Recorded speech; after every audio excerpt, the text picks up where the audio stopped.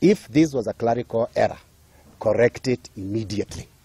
If you don't, then Wiper stands to suffer as a party.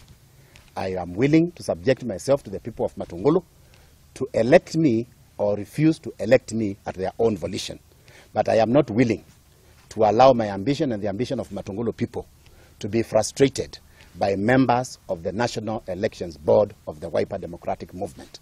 I do not think that this party is giving an advantage to my opponent by giving him a party nomination through the back door. We suspect there is a lot of malice in this because it's only happened in Machakos.